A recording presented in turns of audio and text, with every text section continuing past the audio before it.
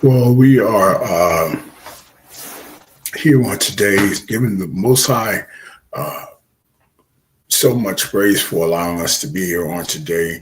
I am Apostle Benjamin Gaines. I'm the pastor of Yahweh's Transitional Church.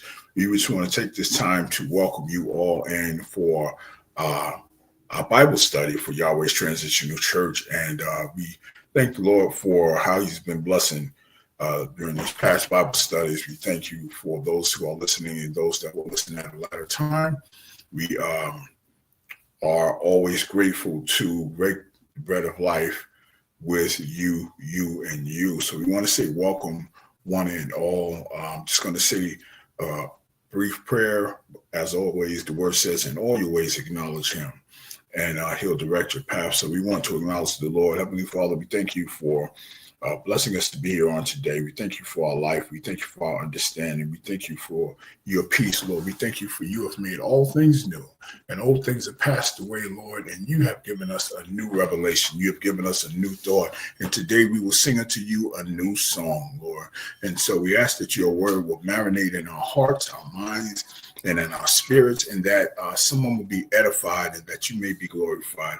We give you all thanks, and in all things we say hallelujah. Amen. Uh, I'm not going to spend a lot of time going over our back last week, but I want to go right into where we're talking about on today. We're talking about the 12th son of Israel, or Jacob, as many may know him before the Lord changed his name and also his assignment. The 12th son,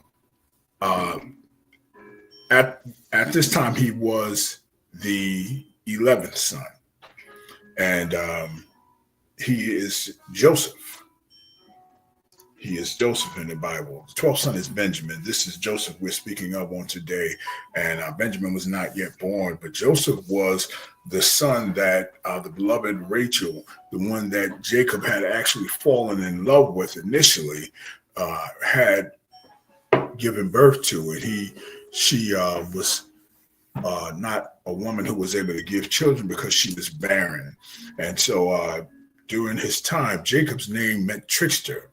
And he tried to, do many things, and he got over on Esau with his birth certificate, his birthright and everything else like that. So he was always getting over. He was very knowledgeable how to get over.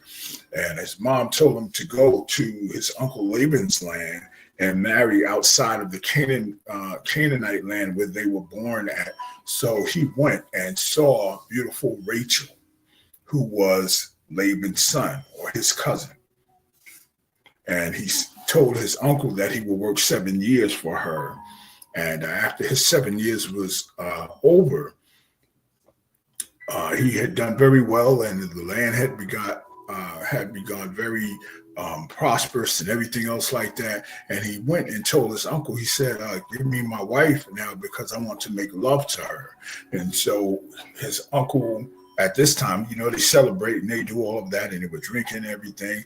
And the woman came in the room where he was at. He was a little bit inebriated, and it was dark, and he made love to her. And when he woke up later on, he saw that he had made love to Rachel's sister, Leah.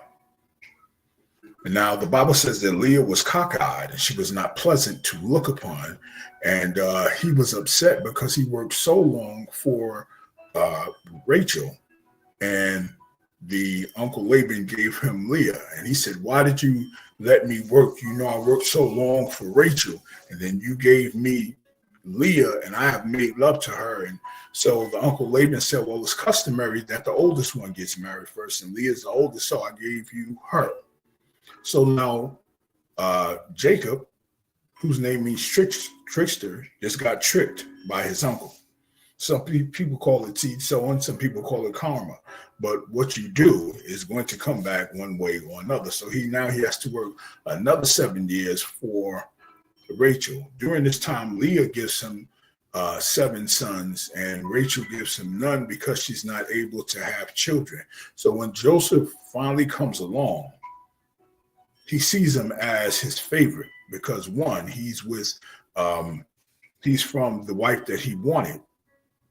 And he was a miracle. So he's seen as the miracle child. So Jacob shows favoritism to him as opposed to all of his brothers, because Rachel finally gives birth. The Lord finally blesses her to give birth after 7 other children and all those attempts that she could not get from Leah.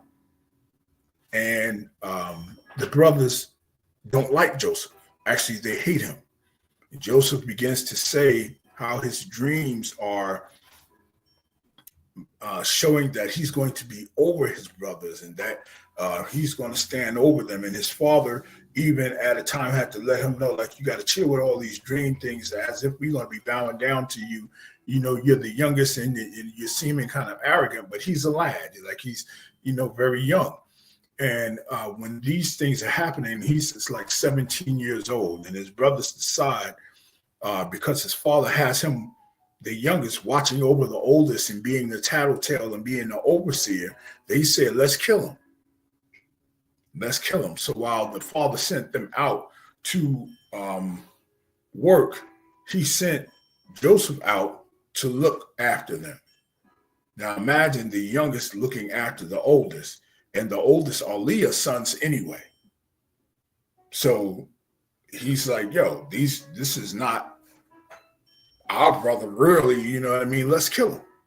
So they have less remorse, but they do still have some love. And Reuben, the oldest son, is like, no, let's not do it. Let's not kill him. But Judah comes up with an idea, who is another son that we read about in the previous chapter. And he says, let's make some money off of him. So instead of killing him, we'll sell him. We'll sell him. And so he got sold into the hands of the Ishmaelites, and they go back home and they say to the father that a wild beast has killed him and he's dead. And now they're doing it at the expense of Israel, or Jacob, because Jacob loved his precious son that finally he got from Rachel, who he initially loved and wanted to be his wife before he got tricked with Leah. And at this time, he's an old man. And so it's like his chances are gone. And the one thing that he loved and the one thing he cherished with the most of his heart has gotten killed after all of that time of waiting. Now you can imagine that I waited for my wife and I had to work a second term for another wife. And I waited all these sons down. And then the one that I really wanted had a son, and now he's dead. So Jacob was going through a lot of pain in his heart and depression. So this is the hard part about this story. Now these sons believe that they're going to do it, but they don't do it at their expense. They do it at Jacob's expense. And now Jacob, their father, whom they love, is going through all of depression, and they have to watch him getting old and like lifeless and everything else like that. And so they sold him to the Ishmaelites, and the Ishmaelites bought him as a slave. So I'm going to read from Bereshyit, Genesis 39th chapter. It says, now Joseph had been taken down to Egypt, and Potiphar, an Egyptian who was one of Pharaoh's officials, the captain of the guard, bought him from the Ishmaelites who had taken him there to Egypt. And Potiphar is an officer of Pharaoh, as the word says. He's the captain of the guard, an Egyptian who has bought him. And the name Potiphar, devoted to the son, is what it means. It was a name connected with an Egyptian religious system. So he's an officer of Pharaoh, and the ancient Hebrew word for officer can be translated to eunuch, one who is spayed, one who is not able to have sexual relationships or anything else like that, so that they can be devoted specifically to their job. So we want you to pay attention to that part. And one who is castrated and spayed normally for the sake of their service. Like I said, they can be devoted specifically to their service and not to people and having relationships. So Potiphar can be seen as a unit. If we read deep into this, now this is a battle between the theologians, but this is where I'm going to go with this. And it is a common practice in the ancient times to make those highest in the royal courts be eunuchs. So that's why the probability is high that Potiphar was a eunuch, to ensure that they would be wholly devoted to their king. Because the practice was common and the term came to be used for all who served in an important position, which Potiphar was, captain of the guard, the servant of the king is in the king's court, whether you were a eunuch or not. So we really don't know if Potiphar was one, but we're going to say that because this is how they practice, okay? Captain of the guard, the idea behind the title means the chief police, or probably more specifically, Potiphar was the head of Pharaoh's personal security force. So he was like one of the big dogs, and he was highly trusted. He was a highly trusted official in the government of Egypt. And he bought him from the Ishmaelites. Now, Joseph was a slave, and he seemed to have had no control over his destiny and was bought and sold like a piece of property. But the Ishmaelites were Joseph's second cousins. Abraham had a son by Sarah's servant. And so Sarah kicked her off because she was jealous, and she had a son named Ishmael. So imagine that Joseph, who is Abraham's grandson, would be bought by the Ishmaelites, who are his second cousins. Right. That's the Lord lining things up. I just had a question. I was writing that down, and it was like one of my questions, like, was the Ishmaelites the part of the Abraham, like yes, the son that Abraham with the handmaid, I don't remember her yes, name, mm-hmm, but they became, I think that nation is the Nation of Islam now, right? Yes, ma'am. Okay. And then so you said something about the chief job or a devoted job, right? Yes. And they often became eunuchs. Why didn't, and I know the story is going to go on, and you may even answer it later on in your teaching. And if so, then I'll wait. But why didn't they make Joseph a eunuch? And Joseph is just becoming a slave. Okay, but I'm talking about when he was ascended into Potiphar's house. Remember, Potiphar's wife accused him, because if he would have been, let me get there. That's why I was like wondering. I was like, I think you might get there, but I'm not sure. Right. Okay. We're not right now. We're at the time where he's been sold. Oh, okay. He's not even at that part yet. Okay. Right.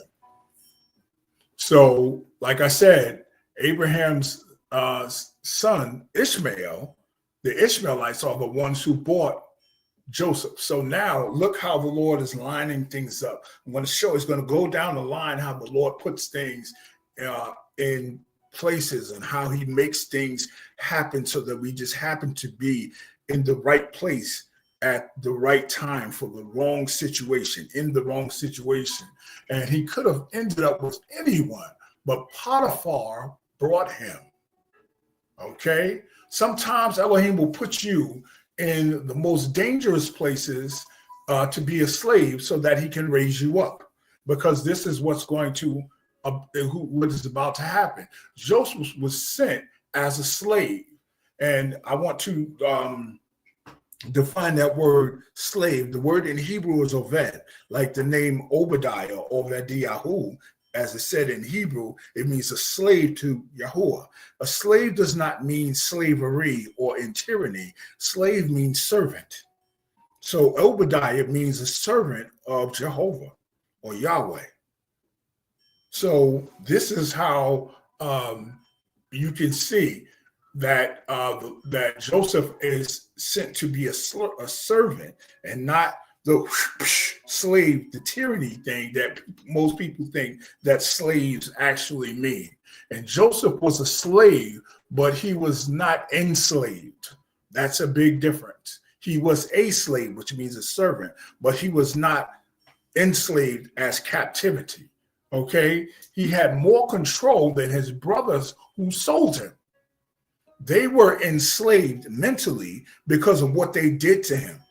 They were enslaved mentally because of what they put their father through by saying that he was killed when actually they sold him and they planned to kill him. But the issue that they put him, their father through, Jacob or Israel through, made them mentally guilty and enslaved in their minds. But Joseph was put in Potiphar's palace, so he had more control by them. They were making Jacob think that Joseph was dead and putting him through all of this. Rachel, they were making Rachel feel like the one son that she finally had was dead, and she thinking the first and one and only child that I finally have with the man that I loved is dead. So now him and Rachel are going through depression. Their whole household is going through depression because they were jealous of who he was, and not knowing whether he was alive or not. They just had to assume, if I put him into slavery, then he probably is dead. But we won't tell our father that he wasn't dead. We just sold him. They just kept on with the story. But look at what you did to your household. And now he's in a place, he was sold to people that despise the God he serves. So you know that they probably weren't treating him right. And the land that the Lord said, do not deal with, is where he was sold to. So mental health and mental guilt is slavery. This is what they were going through. Even though Joseph was sold as a slave, this is what his brothers, who go home to their dad and they go into their rooms, and Jacob was a very rich man and stuff like that, they were the ones who were enslaved. And I'm going to read from verse 2 of this chapter 39 and 2. It says, the Lord was with Joseph, so he was prosperous, and he lived in the house of his Egyptian master Potiphar. And when his master saw that the Lord was with him, that the Lord gave him success in everything he did, Joseph found favor in the eyes and became his attendant. So now he's not only a servant in the house, but he found favor. And why so? Because he said the Lord was with him. And even the Egyptian god, the Egyptian Pharaoh that served another god, sees our Most High God on Joseph. And he gave him favor because he sees the blessing on him. Imagine when someone who detests the Lord that you serve sees your Lord's on you and gives you grace. Potiphar put him in charge of his household, and he entrusted him with everything he owned. From the time he put him in charge of his household and of all that he owned, the Lord blessed the household of the Egyptian because of Joseph. And the blessings of the Lord was on everything that Potiphar had, both in the house and in the field. So Potiphar left everything he had in Joseph's care with Joseph in charge. And he did not concern himself with anything except the food he ate. Now Joseph was it says now Joseph was well built and handsome. I want to stop right there. Okay, we're still reading at the 39th chapter, and we ended at the 6th verse. Now imagine, I'm going to say this: the Most High will bless the evil places that you are around, where you're at, just because you are there. He was in Egypt, and the Lord blessed the place that he was at because he was there. He blessed Potiphar's house, who despised him as a god. because Joseph was there. Imagine the Lord blessing the area and your surroundings because of your presence, because you carry him with you. He's going to make sure that nothing bad comes to you and make sure that you're not without. He's going to make sure that I bless your surroundings. He's going to make sure that I bless those that are around you so no curses can come to them that can come to you because of who you are. And this is what Joseph was in Egypt. Now, Joseph's name, Yosef, means he who extends. We'll get to that later on. But I want to say, when you are around the most evil things and beings and people, whether it be on your job, in your home, in your family, or whatever like that, the Lord is going to bless because of you, who you are. This is why we cannot let who people are become who you are. Because the Lord will bless the areas that the wrong people are, the wrong spirits are, the wrong things are going on because your presence is there. So now I'm in the place in a new land. Potiphar didn't even care about anything but the food he was going to eat, because he knew that Joseph, who was blessed by Elohim, was in his company, and everything that he took care of was going to turn out right. That means I believe in your God. I believe in the power and the God of the God you serve, because I'm putting everything in your care because of what he is in your life. That's why we have to let the enemy see the Lord, the God in us, the God that we serve, no matter what they serve or how they serve or anything else like that. The way that Joseph presented himself as one who believed in the Most High, one who let his light shine so that men may see his good works, so that they can glorify our Father which is in heaven, as the word says, made Joseph have favor with the person that bought him as a slave. Potiphar didn't even know what he had besides the food. The word says he didn't care about anything besides the food that he ate. And for 11 years of the blessings of Elohim overtook Potiphar's house. So Joseph served in Potiphar's house for 11 years. Okay, that's a long time. So he's being blessed for 11 years because of who Joseph is. I would let him do whatever he would. Like, man, go do what you want to do. You know what I mean? I'm just going to be blessed because you're around. Imagine people being blessed because the Lord said you're around, so they're going to be blessed as well. So now Potiphar put him in charge of everything, but he was not so used to watching over people with his brothers. He was so used to watching over his brothers that he didn't realize that he was being prepared to watch over other people, because now he's in control of what's going on in Potiphar's house. And Potiphar's only the servant, not only, he's the servant of the Pharaoh. So he has this much rank in the servant of the Pharaoh's house. This is what's going on already. So his reputation is already being established. But one thing we have to know, we have to trust the process. So everything, there's a season and a time. And yes, he was in his season for 11 years, but his time didn't happen until the 11 years was over. So he was serving in his home for 11 years. And so now we got to look at where we stopped in the 6th verse. It said that David was handsome. Let me read it as it says. It says, now Joseph, was well built and handsome. And I just want to say this, that the book of Psalms says, thou preparest the table before me in the presence of mine enemies. In the land of Egypt, you're going to still make sure that you prepare a table before me. The ones that hate you, because I represent you. Now, Potiphar put him in charge of everything, and but he was so used to, like I said, he was used to working over his brothers. He didn't know that he was putting himself in preparation to watch over people in Egypt.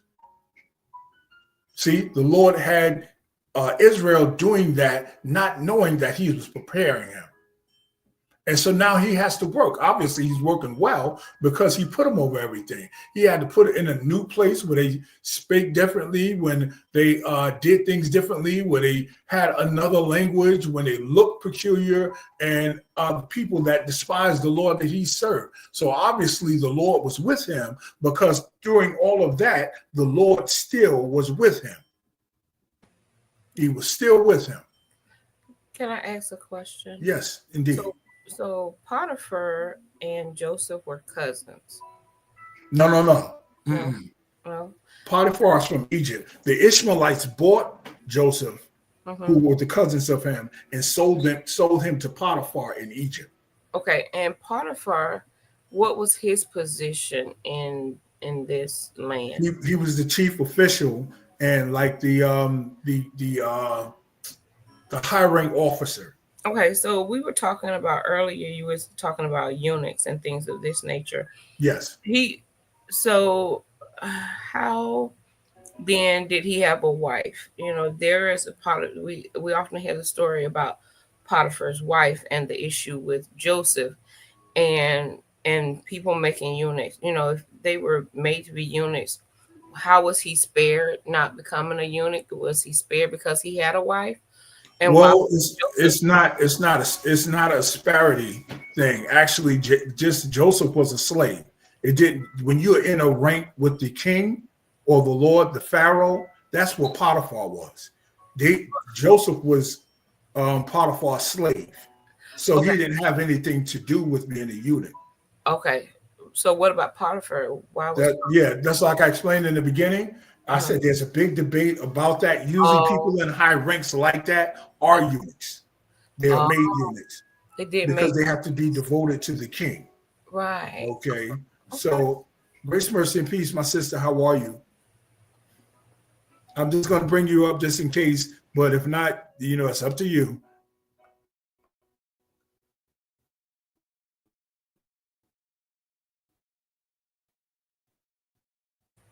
Okay, thank you for explaining that. I don't know.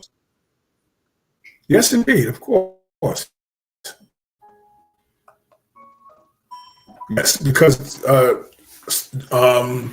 Joseph was just a slave. He was not anybody of any status. So he was under Potiphar. Potiphar was under the Pharaoh. So it was Potiphar's obligation, if anything, to be the eunuch. Okay. Joseph was just like the maid. Okay. Let me go back to that specific part. So captain of the guard. Okay. I said it was common practice that the ancient times in Israel, those who are in the royal courts are eunuchs, to ensure that they will be wholly devoted to their king. So because of the common term like that, Potiphar, whose name means devoted to the sun, was the name connected with the Egyptian religious system, and an officer of Pharaoh. So being in that high position, even if you did not live as a eunuch, they usually made them eunuchs anyway. Okay, so this is why he was who he was. And it's a debate. I'm just going to go with that because it makes more sense with what went on in his house. So I'm going with how things how they lived back in those days and everything else like that. Potiphar, for the things to happen the way that they did, if you look at the position that he served as a eunuch, although he had a wife, he might have had a wife before he was in that position. Oh. So you never know when. Why his wife would hit on his servant. Well, you never know why he was a eunuch with a wife. Before he was made a eunuch, he might have had a wife, but he just had to be a eunuch because he served the king now. Okay. Wow. So, like I said, Joseph was well built and handsome. I'm going to get to your point. And only two other men in the Bible were said to be handsome, David and Absalom. So Joseph, they had to be really good-looking people for those to be the three men in the Bible that were said to be handsome. David, Absalom, and Joseph. And verse 7 says, after a while, his master's wife took notice of Joseph and said, come to bed with me. And he refused. With me in charge, he told her, my master does not concern himself because anything in this house, everything he owns, he has entrusted in my care. No one is greater in this house than I am. My master withheld nothing from me except you because you are his wife. How then could I do such a wicked thing and sin against God? And though she spoke to Joseph day after day, he refused to go to bed with her or even be with her. Now he said, how can I do such an evil thing against God? Why? Because with all that he went through, having been put in a place where his brothers want to kill them, they threw him in the ditch and then came back for him and sold him to the Ishmaelites, who despised Elohim because they were from a whole nother tribe, and they could have killed him himself, but they brought him, and he ended up being put in a place of Potiphar's palace, who found favor in him, and all this good stuff that was meant for bad has happened to him, and he came out on top anyway. It will be a sin against God for me to sleep with you and come against all of the good that took place despite the situation I'm in. So beside that, he said, my master entrusts me with everything. But how could I do such an evil thing and sin against God? Because it was the Most High's hand that kept him alive and still put him on top. Because the word says the Lord was with him. The Lord was with him, which is why he had all his favor. So you want me to mess that up by sleeping with you? Man, please. Now, here we go to your question. If Potiphar was a eunuch, imagine his wife must have been feeling some kind of way. You know, he could not have sex with her. He would not be with her. Or even if he wasn't a eunuch, he was probably busy all the time working at the king's side, so that he didn't have time to be with her. So now she has this handsome, strong young man that the Bible even said he was nice looking and everything, and he's the slave in her house. So that means she's in control. So she let him know. But he said he refused her, and he said day after day she approached him, but he still would not lay with her or even be with her. That means she could have just wanted a quickie. Do you know what I mean? Just something from him. She just never was gonna give up. He wasn't gonna give it. She wouldn't give it up. Nope, because it's the little cancers make big cancers. And he knew that. And he was a devoted, this goes good on his behalf as the story goes on. So she sees this handsome man in her home as a servant. And verse 10 says, one day he went into the house to attend to his duties, and none of the household servants were inside. She sent him out, and she caught him by his cloak and said, come to bed with me. But he left his cloak in her hand and ran out of the house. But when she saw that she had left his cloak in her hand, and had run out of the house, she called to the house servants that were not in the house. Now she calling them in. And she says, look, this Hebrew has been brought unto us to make sport of us. He came here to sleep with me, but I screamed. And when he heard me scream for help, he left his cloak beside me and ran out of the house. And she kept his cloak beside her until her master came home, Potiphar. And then she told him the story. This Hebrew slave that you brought us came to me to make sport of me. But as soon as I screamed for help, he left his cloak beside me and ran out of the house. And when his master heard the story from his wife, that his wife told him, saying, this is how your slave has entreated us, he burned with anger.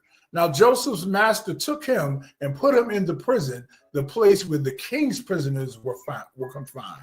Now I want to say this now. It says this woman told him that all these days that she'd been approaching him, she gonna turn it around, because now, you know, she's saying, well, I might get caught out there. She might have done this before.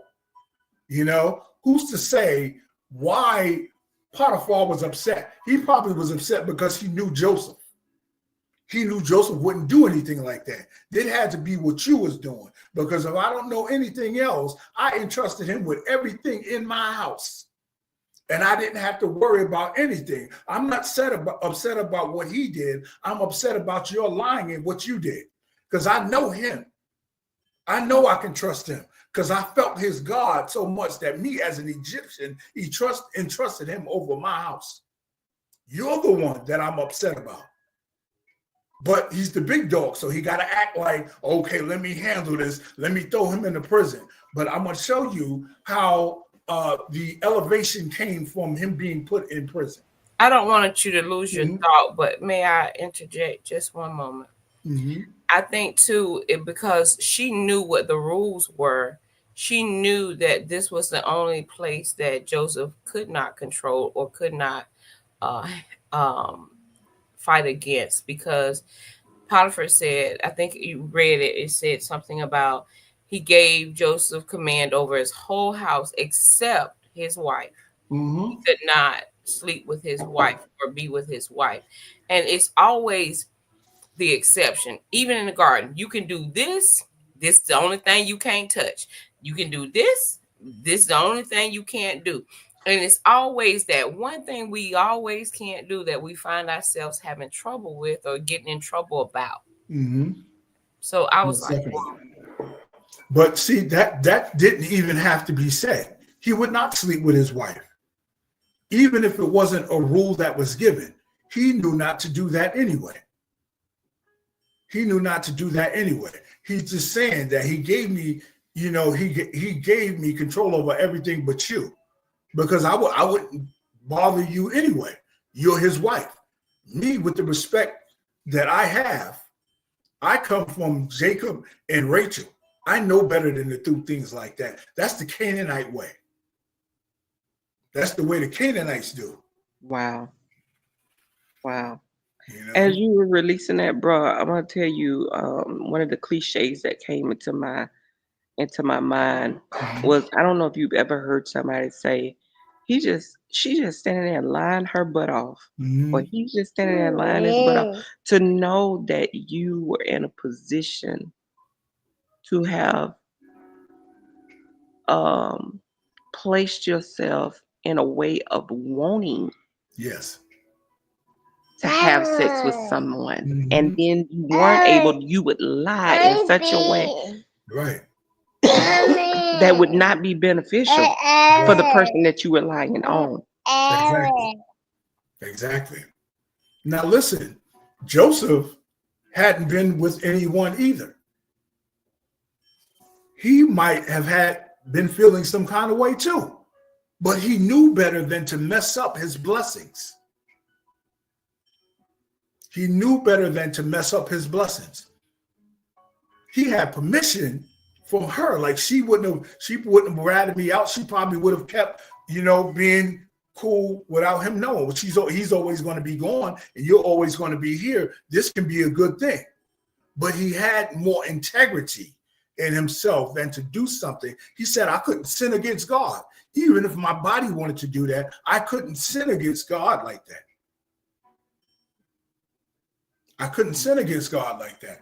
And so now, did anybody ever see Rosewood, that movie? You see how that lady said it was a black man that raped her? Well, she was sleeping around. This is exactly what's happened right here. Right here. And she gonna lie and have him put in jail. But this is what Potiphar has to go through now. Now he has to keep the wife that was cheating on him and lose the blessing that was in his house, making it be prosperous. So that's the other thing. This is what I got to give up now, that I got to throw him in jail. I'm stuck with you, who will probably mess with the next man that comes along. And I lost my blessings that I had for 11 years and my protection that was in my home because of the Lord that he served. Some people I just wanted to encourage you, when people put you out, they lose the blessing that comes with you as well. When they put you to the side, they will lose the blessings that come with you as well. No matter what they think they're giving up, no matter what they think they're doing better than, anything else like that, they're losing the blessing that comes with you. They're losing it. And now he has to face that. And so now the blessing that comes with him being put in the jail, I'm going to bring up again, like you guys know that we've been working with this number 3. Joseph was one of 3 people in that prison. He put him in the prison where the king's people are at. There was him, there was the baker, and there was the cup holder. And he while he was there, he prophesied to the cup holder. They both had dreams. And the baker had a dream, and Joseph prophesied. He said, in 3 days, you will return back to your position in the king's palace, the cup holder. You'll be returning back to your position in the king's palace and go back to doing what you did. The cup holder, the baker, his dream was that the crows were coming to eat all the pastries that he made for the king. He said, in 3 days, your head will be eaten by the crows, because the king is going to castrate you and hang you up. And so now all of that came to happen. And Joseph made sure that he told the cup holder that was going to be by the king. He said, when you get where you're going, don't forget me. Say a good word on my behalf to the king. But he forgot him. He was so ready to get out of there. But see, the good thing was he was put in the prison where the king's people were at. So while Joseph was there in prison, the Lord was with him, and he showed him kindness and granted him favor in the eyes of the prison warden. See, when you blessed, you're blessed, no matter where you go. I'm not in Potiphar's kingdom anymore, but in the prison, I found favor there as well, because the Lord is with me. And so what did he do? He found favor in the prison warden. Even in prison, the Lord has made me be the head and not the tail. That's it. And so the 22nd verse says, so the warden put Joseph in charge of those held in the prison, and he made him responsible for all that was being done there. The same way Potiphar lost, now the warden got it. And the warden paid no attention to anything under Joseph's care, because the Lord was with Joseph and gave him success in whatever he did. So when you're successful in the Lord, it doesn't matter if you're on the mountains or in the valleys, the Lord is going to let your success in him show out. Mm-hmm. Mm-hmm. It doesn't matter. I can be in the jail and still the Lord is with me. That's why the word says, if I make my bed in heaven, the Lord is with me. If I make it in hell, the Lord is with me. If the Lord is with me, that's all I need. That's all I need. He is Apostle, I with wanted you. to ask you. I wanted to Mhm. ask you. I'm sorry for interrupting. No. This had to be worse than just being in a regular prison. For you to Oh put yeah. emphasis on it's the king's prison. Hmm. Yes. That's why Okay, there was penalty. Like most of them thought they were going to die. And so on the just king's birthday is when he mhm. killed the baker, hung him high on a pole for him to die in the sun and be eaten by the crows. Wow. And not Anybody only that defiles the king gets the high punishment. and my thing was it was also a prison that housed his officers offenders as well, Right. because Joseph never did anything to the king. No. Joseph did something to Potiphar. And the thing about it was, if you listen to Potiphar's wife. what the responsibilities of Joseph was leadership. It was leadership, it was organization. It said in both scenarios, it said that neither one of these men had to worry about anything that was under Joseph, that he had Right. control over, which we don't know what those obligations were, but I'm sure it had to be plentiful and important work that need to be done if it was being mentioned that, listen, we gave him a job to do and we didn't have to micromanage him. Do you know how much people appreciate people, they tell them, this is, I need you to get this task done, get this job done. Yeah, and Mhm. not try to take it over. Yep. Yeah, you can Yep. Still twist it humble. That's right. the way that you want it done. Yep. And like you can almost read their mind. You know exactly how they want it, Mhm. whether they want it in the trash can or down the sink. You know Yeah. exactly how that manager wants it done. Yes, They don't indeed. have to question it, then micromanage them. I So don't even have to micromanage. I don't have to do anything. I don't even have to look behind what you're doing. Sometimes I go as a teacher, you go and I have a teacher's assistant. And those teacher's assistants know the protocol better than I do. So it's like they're pretty much the one teaching or taking care of the class. Well, I'm just sitting there like I'll try to jump in and do stuff. So it doesn't look like, look, you're my assistant, but you're the one doing the work. Imagine going into such a high regard position and not have to do anything but be there. Potiphar is the second hand of the king, and I don't have to do anything. Then you go to the prison wards, and they're over the prisons, and everybody that defile, like you said, if you defile a servant of the king, you defile the king. So imagine anybody that did anything, they are now in his care, a slave's care.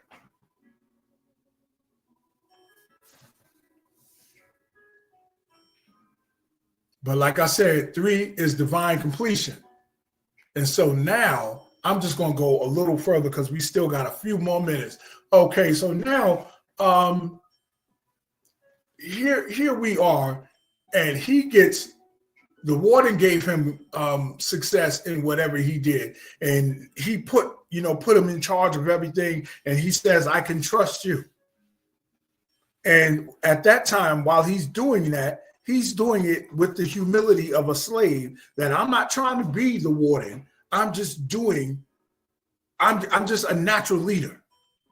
I'm not trying to take his position. I'm trying to get out of here. I don't want to work here or anything else. I want to get out of here because I was a rich son of Jacob, of Israel. I got thrown in the ditch. I got put into slavery and I was sold. But even though I got put back into a high place, it wasn't my father's place. I got put somewhere as a slave, as a servant, when my father was in high regards. And then I got there and I had to be dealing with trying to stay away from his wife because she's trying to set me up all the time. So it wasn't that easy to go through my daily tasks. Even though he had regard for me, his wife had no regard for me because she kept putting me in jeopardy by trying to sleep with me, knowing what the consequences of that could have been. He got killed by her because of her lies. So when she came to him, he ran. Imagine a grown man having to run from a woman because her promiscuity could get him killed. Look how the Lord had to mentally stay with Joseph.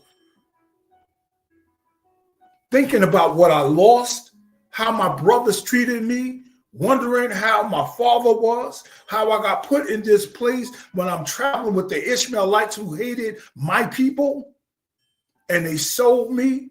And even though they sold me to Potiphar, I got put in a good place. All of this was part of the process. Okay, it took 11 years of processing before the Lord raised him up. Imagine how quickly we want things done. And the Lord wants us to trust the process. Whatever is between your success and your beginning is part of your process. Whatever becomes between the beginning and the end, it is part of your process. And we have to stop rushing the process if we want to be processed. Premature things happen. I have family. I wrote a book. It was called Stop Your Movement or You'll Miss the Move. And there's a chapter called Prematurity and Immaturity. You know, premature things don't have the full time to develop. It takes 9 months for a baby to fully develop, but we want to come out in 6 months, and now our heart can't take the pain that comes out when people get on our nerve. Our mind can't handle it. We can't spiritually breathe. We can't function all the way. Our limbs don't all the way work because we were so prematurely trying to rush out of everything until we didn't give the Lord the time to process and develop us to be right to and ready to come out. Joseph, even though he was young, he was mature enough to deal with all of that. It took 11 years, but he had hate from the beginning. Some of us learn hate in the end of our lives, and we don't know how to deal with it while we're old. But see, some like me, I dealt with hatred from my young age because anything that's down can only go up, but anything that goes up is going to come down. I dealt with mine early in life. So only thing I thank the Lord because I know success is coming my way. Because of the hell I had to go through in the beginning of my life, there's nothing but greatness coming for me. The Bible says the last shall be made first and the first shall be made last. And guess what? Benjamin was the last son of Jacob. The last son of Jacob. And I was the last son of my mother. And everything that people said, I'm the last, I will be the last to be accepted, the last, not America's most wanted, I was America's last wanted. You know, and everything that someone said that I couldn't do, the Lord blessed me to do it. He blessed me to do it. Just because the enemy said I couldn't, the Lord said I shall. I believe in the Most High. Even though they threw me in a pit, I ended up in the palace. Even though they wanted to kill me before they decided to sell me, I still ended up living. And those that threw me down in the pit are going to come and have to buy grain from me and bow down to me. This is why we have to understand there's more to Joseph than having to be knowing that he was sold and that Potiphar's wife. We need to know the inside stories about that. Why did his wife want somebody that hard? Why was it so hard? Because she had a person that couldn't or wouldn't do for her, and she had to get somebody. And here I am, somebody worth looking at. She's going to try to attack me like peanut butter and jelly. You know what I mean? She wants me like that. And the only thing I could do is run for my life. Because as much as she wants me, I'm trying to live. I just escaped almost being killed by my family. This is an Egyptian woman. She ain't worried about me. Who's she going to say next? And do them. And he's going to say, look, you knew you shouldn't have done that in my home. He's going to be upset with me because he trusted me. Imagine how upset he'll be with me. And if I offend him, I offend the king. So look at all of that I have to think about. But the Lord said, I'm going to put you out of harm's way, and I'm going to put you in a prison. And in the prison where people are already said to be at their end, I'm going to make you have favor. And that's the place where your beginning of your uprising is going to be, in the lowest place. Pastor, I wanted to say something about this too. While you were talking, I just thought about all the things that happen and what's the, we always in our lives, we look at things and we say, what's the common denominator? We always talk about, what's going on here? What's the big picture? What are we looking at here? What are we doing? And a common denominator that I see, a pattern, what they call it, there's a pattern in this word. And the pattern that I saw was dreams. The dreams that came from the Lord, and the only one that was able to interpret the dreams or the dreams applied to, there was always a dream connected to it. I remember, even y'all know the great Dr. Martin Luther King Jr. said, I have a dream. The great speech said, I have a dream that where this, and this. And as you know, a lot of it came to pass. But even now, in the dream, people try to change the dream, but nobody can change the plan that God had and the dream that God gives you. It's going to come to pass. Now, whether it was the cupbearer or the baker, they had they had dreams, and their dreams came to fruition. And the reason the king while David wound up in the king's presence was because of a dream that he couldn't interpret either. I believe I believe it was because the cupbearer forgot him. And then he had a dream. The king had a dream and nobody can interpret it. And then it's like, oh, I know somebody that can interpret dreams. Or can tell you everything about what you're dreaming about. And I think it's about having the ability to do the things when God gives you a gift, not just giving that gift out liberally. I don't think it didn't talk about him giving it out liberally, but as he grew up, like he used to talk all the time about his dream and made his brothers mad. But at a certain point, he held this and gave it to 2 men only. I'm sure in that jail, there were many people who had dreams, but he only talked to 2. And those 2 were pertaining to his destiny. You can't tell everybody. Well, there were only 3 in that particular place where he was at. And he was one only of them. 3. Okay. It was only 3 in there. Okay. Yep. So it had to be designed that way then. That's why I said he was put in the place where that number 3 came to pass, because he was part of the 3 that was there. Okay. And so all the prophecies were in 3 days. Wow. And isn't that like amazing that all that happened like the way it happened? It's like not a coincidence that it happened that way. Yeah, I was thinking that if it's only 3 of y'all in here, many people understand it's not good for you to go against the king. Nobody wants to be in that prison. Right. So imagine the way the Lord blessed in such an egregious place. Now, there's a difference between, I believe it's Kalam and Yashin. One is dream and one is sleep.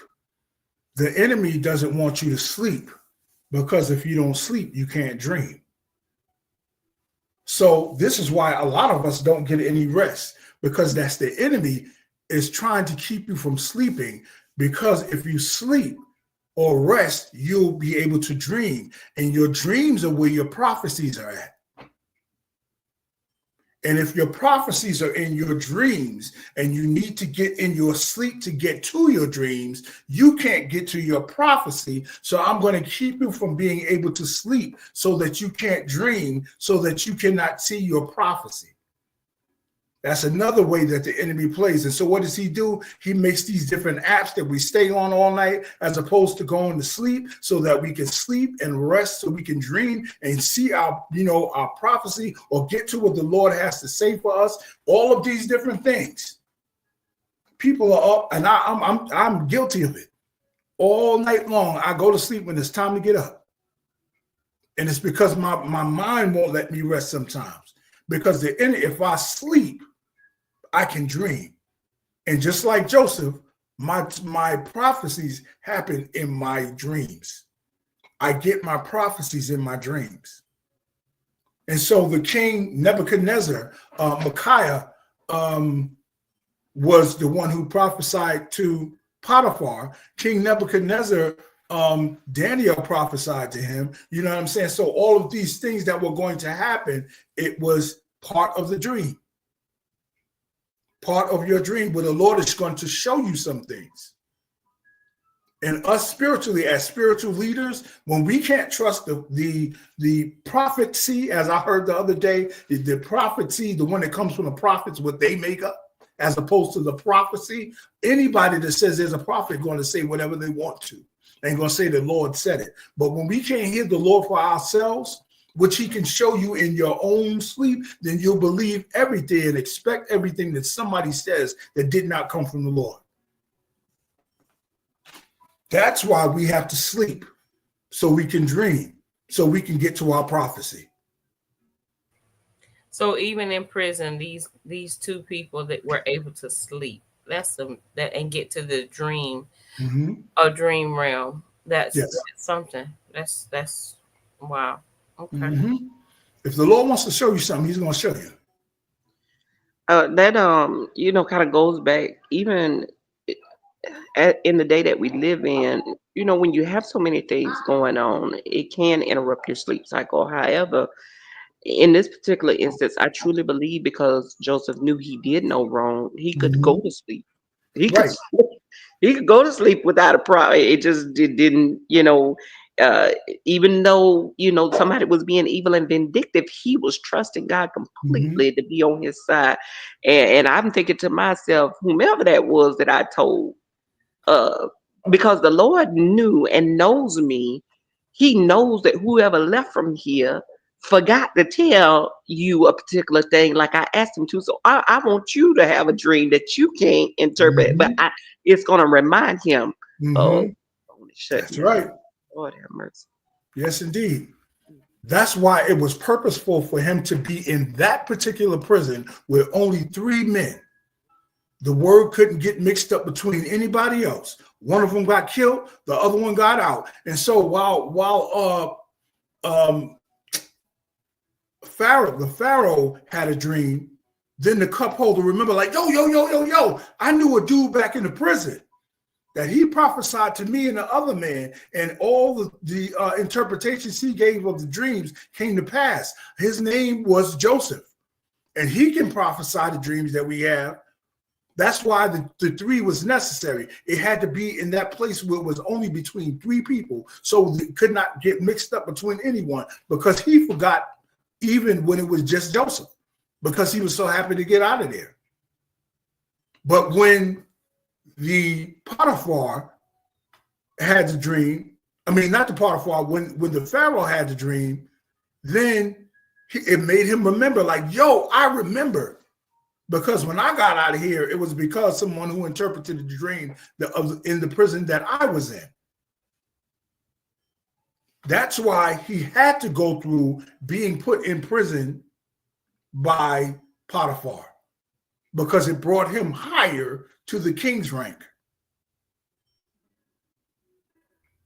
I was in the Potiphar's house, but the Lord was elevating me, getting ready to put me into the king's palace. Into the king's palace. And so he was going to put me in the king's palace by putting me in jail where the Potiphar was at. So guess what? It woke up that way. It got put that way. I had to be put in the jail so that I can be where the king's people are at, where the servants of the king is at. I was done. I worked 11 years in Potiphar's house. It was time for my elevation. So in anything, we have to be humble. So he had to go back to the bottom in the prison once again. He started off in the prison. He started off being a slave, and he got put in the high area of the Potiphar. Then he got put in the jail and is getting ready to be elevated to the king's home. So now he thinks like, yo, somebody that works for the king that forgot me down here is going to remind the king right in his ear that I interpreted a dream, and let's get this let's get this together. Just because you are a prophet doesn't mean you're an interpreter, and vice versa. He interpreted dreams. He didn't prophesy those dreams, he interpreted them. And so he was able to interpret what the meaning of the dreams were. Because prophecy means a message. Interpret means bring enlightenment to.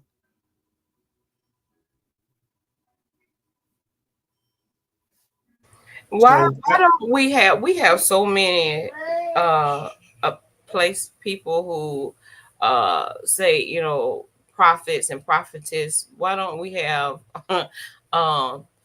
interpreters, more interpreters? When people say, what's your gift? They don't say, I'm an interpreter. Well, they don't say interpreters, you know. I'll say this.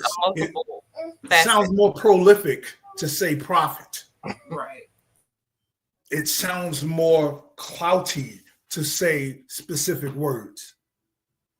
You know, and some people aren't interpreters. Some people aren't prophets. But that's what's selling today, these names. If I'm going to say I'm a this, then people will be like, woo, because before it was saying minister. Then that became the played out thing. Then it got, you know, saying that you are a pastor. Then that became the played out thing.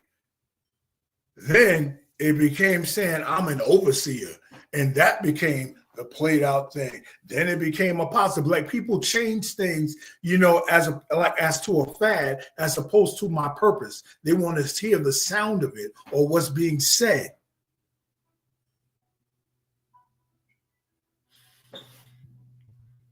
So yes, there may be a lot of they're supposed to be tongue interpreters, language interpreters in the spirit. But nobody's going to say that. Some people don't even think that being a deacon is a prestigious blessing spiritually, because it doesn't sound as important as someone who's a minister, because they listen to ranks as opposed to purposes. So it's not that they aren't there. It's people want to say what sounds much more prestigious. And if it doesn't sound like it means a lot, then they much rather not say it. So one day the Lord will put us back to our purpose as opposed to our desire to be important. I'm significant as long as I'm his. So I hear you, and I hear you clearly, and I truly agree. As you were speaking earlier about being a teacher versus the teacher's aide, it seemed like the teacher's aide was doing more and you wanted to be involved. Mm-hmm. The same way, even in the role with the deacon, as much as the pastor may be getting together a particular sermon, it is those that are stepping in and going to see those that are sick and giving communion and taking time to ensure that the things of the church are available to the people when they get there. Yes. Outside of knowing what the word is, because if the pastor failed to show up or something happens, they need to be able to bring forth the word. Yeah. I believe just like you do, whenever we start getting hung up in titles, and that's not to take anything away from anyone, especially when God has given them the ability and the gift to be able to do what they do. But if you're a person that gets hung up in titles, that's where the hang up truly is. Right. Title. Right. Yep. You're surprised how many people are writing someone else's sermons. Right. You know? Right. Now, if I'm not mistaken, Pops, and you can correct me, but I believe there's a portion in there that talks over in Revelations about that the prophet was being either thrown into the in hell, or it was the lake of fire along with the. That's right. That's right. Yes, indeed. The So false, it doesn't matter. The false prophet. Right. So it doesn't matter that you got a title. Right. Because it can burn too. That's right. And let's say this, that number 7, which I say is spiritual completion. The youngest king that was in the Bible, the youngest king of Israel was 7 years old. Okay. He got put into the kingdom. He didn't know what he was doing. He had to get advisory from the older people. Right. Until he was of an age to understand what he was doing. He had the title, but didn't have the ability or the maturity. The next youngest king was 8 years old. You know, and so listening to that is not about your position, because there are people in positions that have no knowledge or understanding of what they're doing. You're right. That's why Joseph had to wait so long. 13 years he spent serving before he got put in the into the Pharaoh's home. 13 years he had to be processed. I know that this may not make much of a difference right now, but I'm just in my mind wondering, how long did it take the one that forgot to remember that he forgot to mention? I would just look at him. I'm just was it he was only in the prison for 2 years, so it was within those 2 years, because the word says within the 2 years, when those 2 years was up, then that's when the Pharaoh had the dream. And he couldn't find anybody to interpret. The magicians and all of them couldn't interpret it. So imagine. I could have been out 2 years earlier. Yeah. You just not forgot. Well, I don't think it took him that long to have the dream. Right. I don't think it would have made a difference. He'd been like, and so what? You know? Yeah, he needed that. He needed that dream to happen. Yeah. But I wonder how long he had been dreaming, because it was said, I think it was said that they brought all kind of people to him and nobody could interpret it. So that's a process of time too. Don't know exactly what that time looked like. The time that he had the dream was the time that the famine was going to come upon the land. So it was not until the famine was about to come on the land that he had that dream, because that was a preparation dream. So I saw 7 stalks of corn and 7 withered corns. And he said in 7 years, you're going to have 7 years of harvest and 7 years of bad luck. He said both of you, because he had dreamed about ugly cows and hefty cows. Right. And he said they're 2 of the same dream. So the 7 good part, or the hefty ones of the corn and of the cows, means 7 years. And the 7 bad parts mean famine. So there's going to be 7 hefty years of everything and 7 years of famine. But the Lord says, find a man that is going to take a fifth of what you gain in your most prosperous years and put it up, so that when you save it during those 7 years, you can make money and sell to other lands. Right. That's economics 101. Yes. I mean, like, if you ever want a budget, you want to put things together to see, like, your retirement, I believe he was a chief investor. Not I believe to waste. Not to waste. Yeah. We Yes. heard about waste over in this place. Praise God. Yes, indeed. And he got put in there because of that process that he got put there. And so he said, find a man. And he was like, you do it. You do it. And that's how he got put in the Pharaoh's home. The Pharaoh said, I'm the Pharaoh. I just want you to know that. But ain't nothing going to move unless you say so. By being in jail and interpreting a dream, later on, when it was time, again, season and time, it was your season because the cup holder was back in his place, but it wasn't your time to say my name. Because imagine if you would have, if the cup holder would have told Pharaoh his name, he would have forgot it if it wasn't time for him to remember it. You know, So season end time. He needed him then. He was like, oh, bring him here. Bring him here. Bring him here. And when he saw it, he was like, yo, I'm good with that. I like that. I like that. So that's going to be the next place that we go to, because there's a lot of lessons off of that part as well. Next week, I will not be on this broadcast, but I will be speaking at Walking by Faith Ministries, where the overseer is Apostle Kevin Miller and his beautiful wife, my sister Michelle Miller. I'll be at their sanctuary rendering a word for the Pesach, or the Passover, on Saturday at 11 a.m. I will leave the link in case you all want to tune in. It's going to be on Facebook Live, and I'll be bringing a word on that Saturday. So I won't be back home for Sunday. So I will be there for the weekend. So that will be my Saturday Sabbath. And Are you my Bible study. So we want to thank you all for being here. If anybody has any questions, any last statements that you even want to leave to the people, this will be posted on YouTube. We haven't had any issues with the computers or anything. Let me not say that too quick. No, I am going to say it too quick. But for real, we are grateful to the Lord that nothing shut down or anything else like that.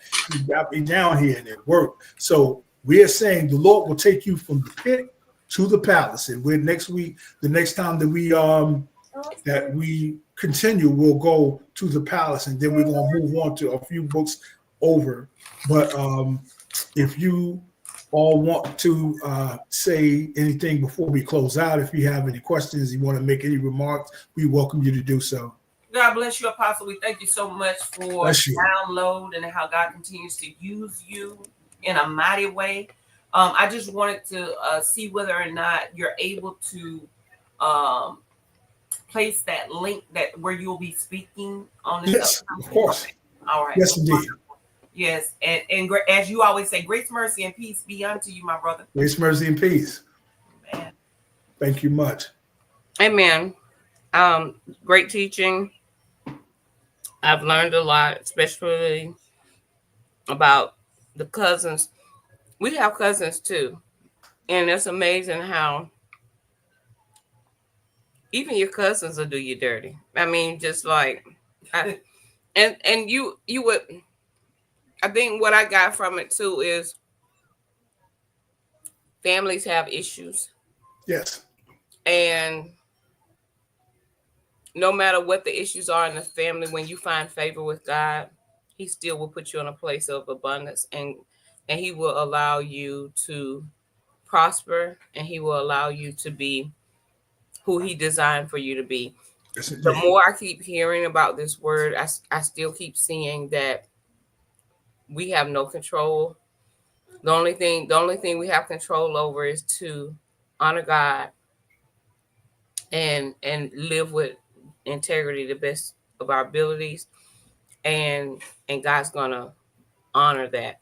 Yes, He honors His word, and when we step outside of that, then we can see how God allows things also to take place. So yes, indeed. I'm thankful and grateful for that teaching. I hope you have a great rest of your week. Yes, ma'am. Be blessed. I want to say one last thing based on what you said. We want to look from, we've been talking about that number 3 since we've been in this book. Okay. Since you're speaking about family, we had Adam and Eve had 3 sons, Cain, Abel, and Seth. Cain killed Abel, and so the Lord blessed them with Seth. Okay. The first homicide was between 2 brothers, Cain and Abel. Cain killed Abel. Then you see Noah has Shem, Ham, and Japheth. Ham slept with his mother's wife. With his father's wife. In family. Okay.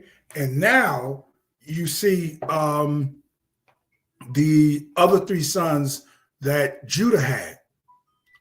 As we spoke of the other week, there was Onan, and Shelah. Did evil in the eyes of the Lord. The Lord took his life. his brother Onan cheated the wife that the Lord said that he should give her a seed, and the Lord took his life. And then Judah helped the last son to keep from being the answer to her prayer. And then Judah ended up getting her pregnant, thinking she was a prostitute. It's all in those threes. The Lord's going to come through either way. He's going to come through either way. So saying family is being family or being related is going to keep you out of doing wrong. That is the wrongest thing to ever think. Because once again, the first homicide was between two brothers. It was between two brothers. And the last one, Onan didn't want to honor his older brother in his death by giving a seed for his name, because he said it ain't going to benefit me none. Family. Ham, what he did to his father. Family. Family doesn't mean related. You have friends who are more related than family. So I want to leave with that and say to you all, grace, mercy, and peace. I'm Apostle Benjamin Gaines. I'm the pastor of Yahweh's Transitional Church, and may the Most High be with you until we do meet again. Shalom.